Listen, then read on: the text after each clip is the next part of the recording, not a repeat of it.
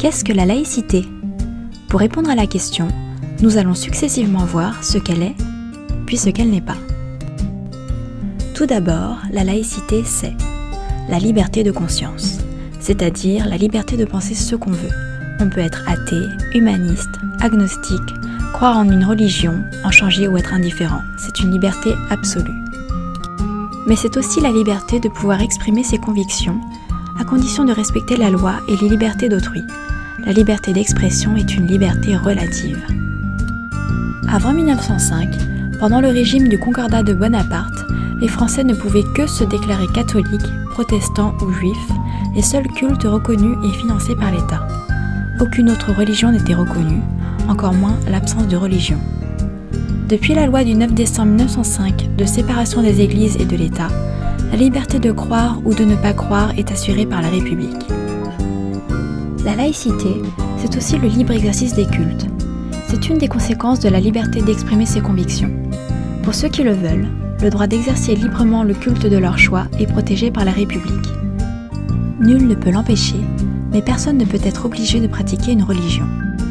En revanche, cette liberté est limitée par les obligations et les interdictions définies par la loi afin de préserver l'ordre public qui permet de vivre ensemble en paix malgré nos différences. Enfin, la laïcité, c'est la séparation de l'État et des religions. Cette séparation entraîne la neutralité religieuse absolue de la sphère publique, c'est-à-dire les collectivités et les services publics, à l'égard des religions.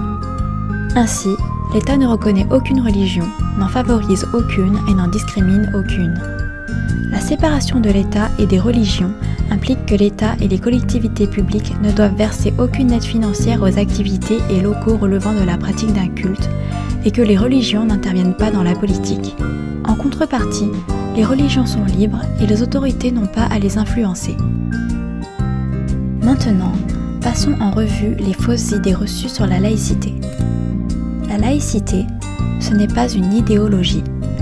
La laïcité, c'est simplement un principe de la République, une loi qui s'impose à tous. Il ne faut pas non plus confondre la laïcité avec l'athéisme. On peut très bien être croyant et laïque, ou athée et non laïque. La laïcité, ce n'est pas la guerre contre les religions. Un État laïque n'est pas anti-religieux, il est areligieux, c'est-à-dire sans religion. Il veille seulement à empêcher les tentatives possibles des religions d'imposer leurs lois particulières à l'ensemble de la société, par exemple sur le mariage, la contraception ou l'alimentation. Il s'oppose donc à ce qu'on appelle le cléricalisme. Mais attention, invoquer la laïcité contre une seule religion, ce n'est plus la laïcité, c'est du racisme ou de la discrimination punie par la loi. La laïcité, ce n'est pas non plus la tolérance d'État, car la tolérance de l'État ou du monarque, c'est une liberté réduite, souvent dans des situations de religion dominante, accordée seulement à des communautés et qui peut être retirée à tout moment. La laïcité va beaucoup plus loin, puisqu'elle accorde à chaque citoyen l'égalité avec tous les autres grâce à la liberté de conscience. Que l'on soit croyant, incroyant ou que l'on refuse d'avoir une conviction, la République y est indifférente. La tolérance privée reste une vertu individuelle indispensable à la vie sociale, à condition qu'elle soit réciproque. La laïcité, ce n'est pas une entrave à la liberté. Au contraire, la laïcité, c'est la liberté. Le but de la laïcité est de libérer aussi bien la sphère publique que la liberté de conscience individuelle. Pour cela, il faut bien que les pouvoirs publics et l'école publique soient neutres et soustraits à toute influence des religions. En revanche, les religions s'exercent librement dans les lieux de culte. Chacun peut exprimer sa religion dans l'espace public, la rue, les magasins, les stades, du moment qu'il respecte l'ordre public. Finalement, la laïcité, ça sert à quoi ? La laïcité permet d'assurer l'égalité de tous devant la loi. La loi s'applique également à tous, quelle que soit leur conviction ou leur absence de conviction. Ainsi, aucune religion n'a de droit particulier et personne ne peut refuser de respecter les règles communes au nom de sa religion. La laïcité permet l'émancipation des individus.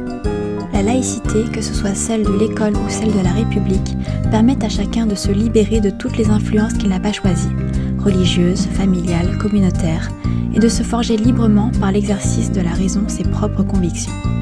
Ni l'État ni les religions ne doivent porter atteinte à la liberté de conscience, bien de chaque individu. Pour résumer, qu'est-ce que la laïcité ? La laïcité, c'est un cadre juridique qui garantit la liberté de conscience à chaque citoyen. Dans un État laïque, l'État n'intervient pas en matière de croyance et ne se préoccupe pas des appartenances et convictions particulières des individus.